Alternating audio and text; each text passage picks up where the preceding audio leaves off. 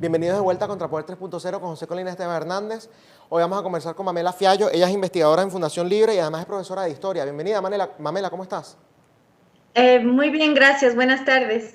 Buenas tardes, Mamela. Bienvenida a Contrapoder 3.0. Muchas gracias. Bueno, Mamela, antes de empezar quería hacerte un agradecimiento público porque en las redes sociales recientemente hubo digamos, se prendieron otra vez porque hubo un posible debate, ¿no?, que estaban tratando de planear entre los reconocidos Agustín Laje y Gloria Álvarez, y yo ofrecí esta plataforma y tú públicamente dijiste que te parecía muy bien esta plataforma y este moderador para ese debate, así que bueno, mis agradecimientos por esa confianza que nos has dado a nosotros, y justamente es para hablar del tema que en teoría iban a debatir estos dos reconocidos escritores que mencioné, ¿no?, que es el tema del aborto. Quiero empezar por ahí, Mamela, porque a finales del año pasado en Argentina se legalizó y esto generó, por supuesto, mucho descontento dentro de las personas providas, entre los cuales entras tú. ¿Por qué Mamela Fiallo es provida? ¿Qué es lo que te hace defender tanto esa postura con respecto al aborto? Bueno, primero que nada, ustedes se lo ganaron más que merecido, y además yo, como amiga personal de ambos, intenté así ser ecuánime. Y bueno, yo desde mi filosofía libertaria defiendo la vida, propiedad y libertad, y debería ser obvio entre quienes estamos de ese lado del espectro político no querer que el Estado sea quien determine desde y hasta cuándo tiene valor la vida, y mucho menos que subsidie matar a seres humanos indefensos. Y además porque esta postura revierte tanto el sistema jurídico como médico. Condena a pena de muerte al inocente y convierte al médico que jura salvar vidas en un carnicero.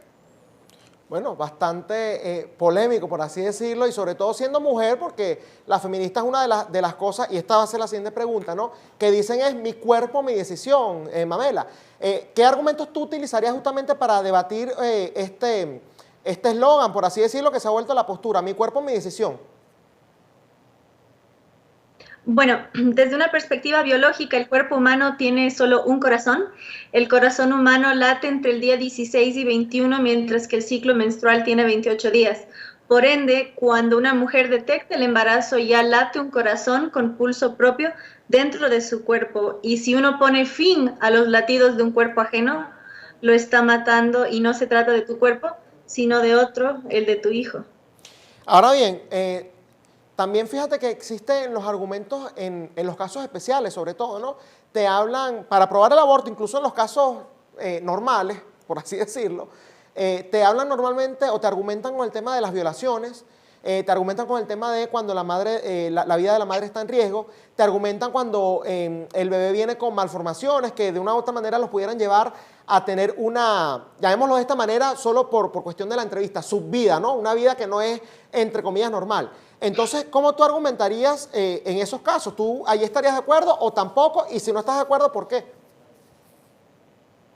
Bueno, yo no estoy de acuerdo. Justamente, si estás a favor de la vida, no puedes jerarquizar cuáles tienen valor y cuáles no.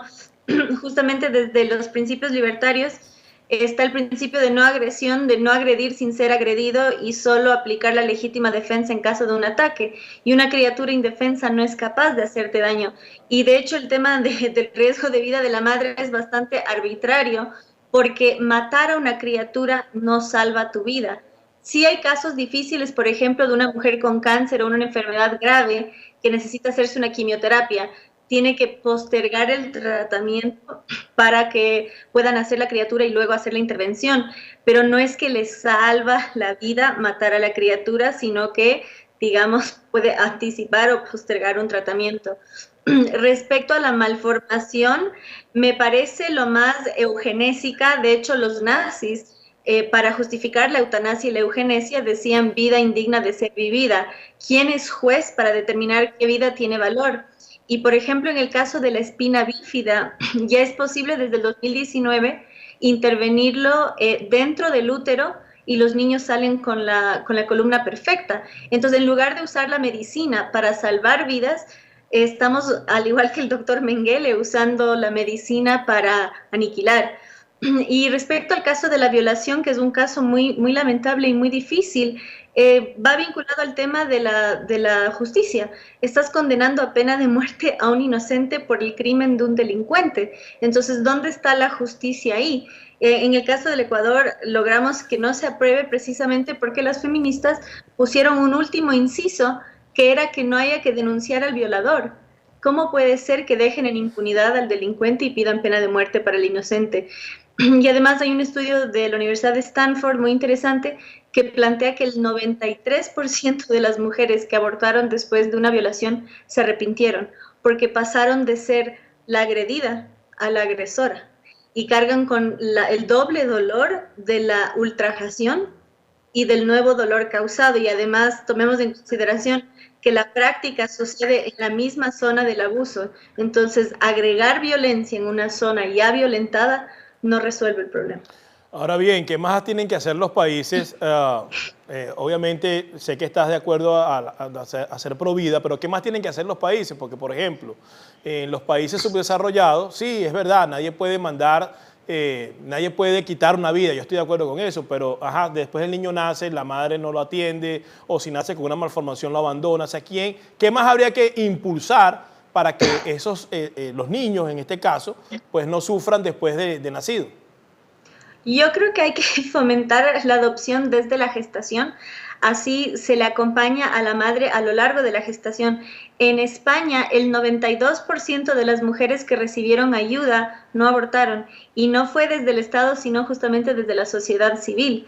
Entonces, en ese sentido, bueno, primero hay que acortar impuestos en todo sentido, porque la mayor causa de abortos es por situaciones económicas, precisamente porque no pueden sostener ese hijo. Entonces, más que incentivar una política de hacer, más bien hay que dejar de entorpecer.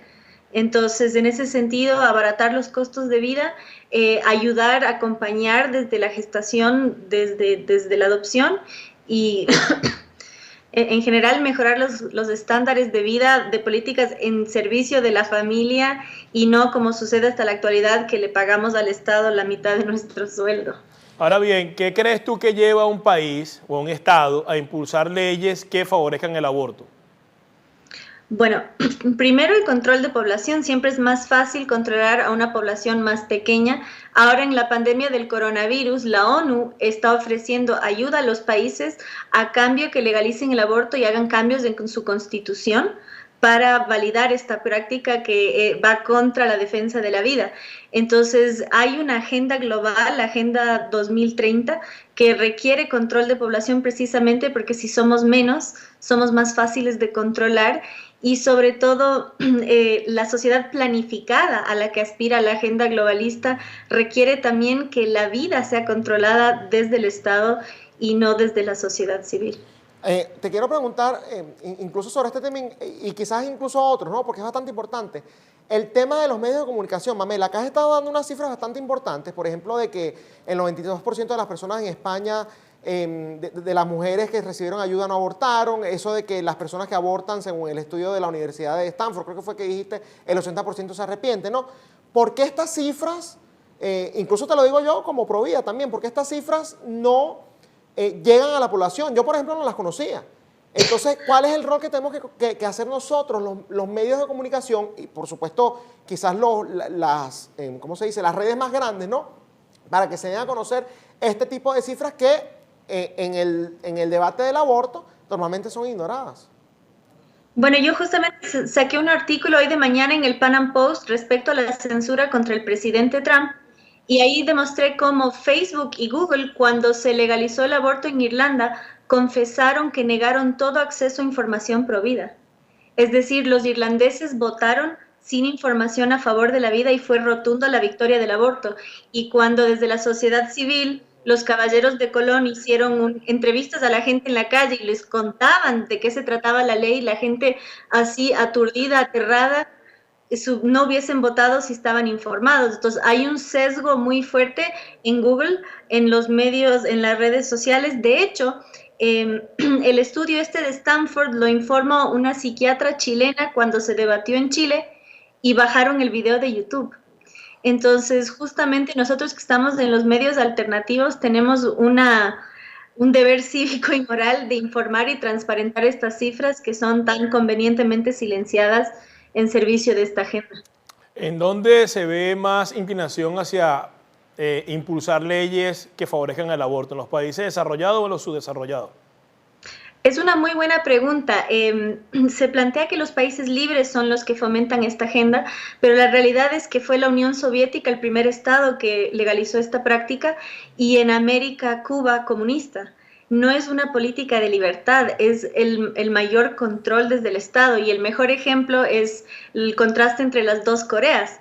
Corea del Norte, el aborto es no solo legal, sino fomentado desde el Estado, mientras que tristemente hasta diciembre del año pasado era ilegal en Corea del Norte, pero la agenda progresista, en Corea del Sur, perdón, la agenda progresista avanzó, porque dicen que es algo de libertad, y qué mejor ejemplo que Corea del Norte, del contraste de una misma nación dividida en dos fragmentos, pero tristemente se dieron ante el mal.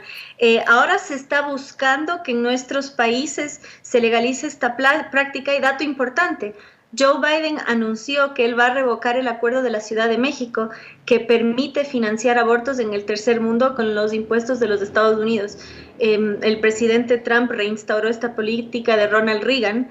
Entonces, esta agenda de control traspasa las teorías de conspiración, es real, es implacable y anunciada públicamente, y va de la mano con la agenda ambientalista.